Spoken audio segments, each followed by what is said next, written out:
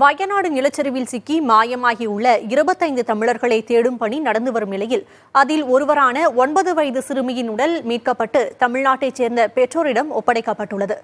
சிறுமி அடையாளம் காணப்பட்டது எப்படி என்பது குறித்து நிகழ்விடத்தில் இருந்து நமது செய்தியாளர் சுதீஷ் அளித்த கூடுதல் தகவல்களை பார்க்கலாம்.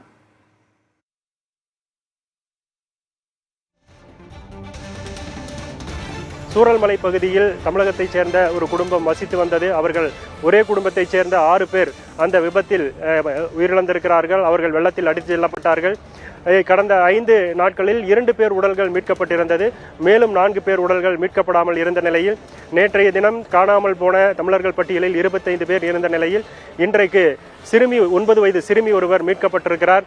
அவருடைய புகைப்படத்தை வைத்துதான் அந்த மீட்பு குழு படையினர் அவருடைய தந்தை உதவியுடன் தேடுதல் பணியில் ஈடுபட்டிருந்தார்கள். சிறுமியின் புகைப்படத்தில் அந்த கருப்பு நிற நெயில் பாலிஷ் அடித்திருந்தார். அதே போல தற்போது அந்த சிறுமி உடல் இன்று மீட்கப்பட்டது. அந்த மீட்கப்பட்ட உடலில் கருப்பு நிற நெயில் பாலிஷ் இருந்தது. காலில் ஒரு கருப்பு கயிறு கட்டியிருந்தார். அதுவும் பொருந்தியதன் காரணமாக சிறுமி நீலகிரி மாவட்டத்தைச் சேர்ந்த எருமாடு பகுதியைச் சேர்ந்தவர். அவருடைய தந்தையிடத்தில் அந்த சிறுமியின் உடல் ஒப்படைக்கப்பட்டு கேரள மாநிலம் வைத்திரி பகுதியில் இன்றைக்கு தகனம் செய்யப்பட்டிருக்கிறது.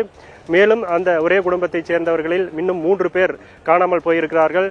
அவர்கள் உட்பட 24 தமிழர்கள் தற்போது வரைக்கும் காணாமல் இருக்கக்கூடிய நிலையில் அவர்களுடைய உடலும் தமிழகத்திலிருந்து வந்திருக்கக்கூடிய சிறப்பு மோப்பநாய் குழு உதவியுடன் அந்த மீட்பு படையினர் தொடர்ந்து உடல்களை தேடும் பணியில் ஈடுபட்டு வருகிறார்கள்.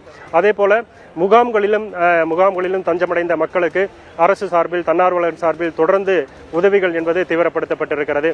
புதிய தலைமுறைக்காக மேப்பாடி பகுதியிலிருந்து ஒளிப்பதிவாளர் தீபனுடன் சுதேஷ்.